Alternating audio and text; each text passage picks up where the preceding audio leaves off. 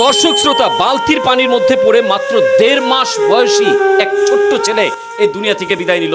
আপনারা সবাই ভিডিওটা বেশি বেশি করে শেয়ার করে দিবেন, যাতে করে প্রত্যেকটা মা বাবা একটু সতর্ক থাকে, আর যেন কোনো এই আয়ানের মতো সন্তানকে যেন এই দুনিয়া থেকে বিদায় নিতে না হয়। ফ্ল্যাট বাড়ি ভাবছেন আপনার বাচ্চা পুকুরে যাবে না, ডোবাতে যাবে না, কোথাও যাবে না, কিন্তু আপনার ঘরেই ঘটতে পারে যে কোনো সময় দুর্ঘটনা। আজকের একদিন আগের ঘটনা, গত শুক্রবারে একটি মর্মান্তিক ঘটনা ঘটে গেছে। আপনারা ভিডিওটা শেয়ার করে দিয়েন, সতর্কতার জন্য শেয়ার করবেন প্লিজ, সবাই শেয়ার করে দিবেন। আয়ান নামে একটি ছেলে হাঁটি হাঁটি পাপা করে ঘরের মধ্যে খেলতো। মায়ের অজান্তে কখন সে বাথরুমে ঢুকে বালতির পানিতে করে সে খেলাধুলা করছিল, হঠাৎ করে সে বালতির মধ্যে উপুড় হয়ে পড়ে যায়। তখনইতে দম ছাড়তে না পেরে সে বালতির মধ্যেই মরেছিল, এই দুনিয়া থেকে বিদায় হয়ে গেছে।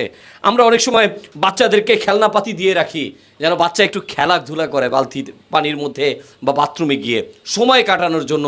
ভুলে কাজ করবেন না, ছোট্ট বাচ্চাদেরকে কখনোই একা বাথরুমে ছাড়বেন না, না হলে এই আয়নের মতো দুনিয়া থেকে চলে যেতে হবে। স্বপন তার বাবা খোঁজাখুঁজি করছিল, কোথাও পায়নি। হঠাৎ করে মনে হলো বাথরুমে গিয়ে দেখি আমার ছোট্ট আয়ান তো বাথরুমেই থাকে। হঠাৎ দরজা খুলতেই দেখে আয়ান বাথরুমে বালতির মধ্যে উপুড় হয়ে পড়ে আছে।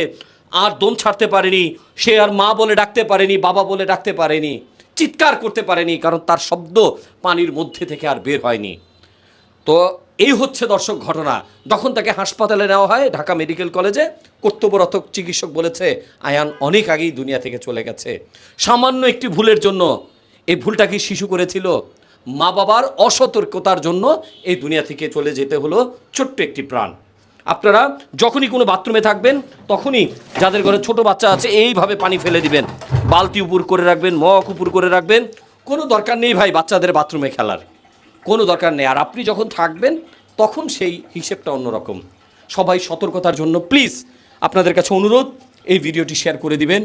আর আয়ানের জন্য সবাই দোয়া করবেন, আল্লাহ তাআলা যেন এই পরিবারটিকে এই মৃত্যু, এই ছোট্ট শিশুর হারানোর বেদনাকে যেন শোক সইবার তৌফিক দান করে। আমিন আমিন।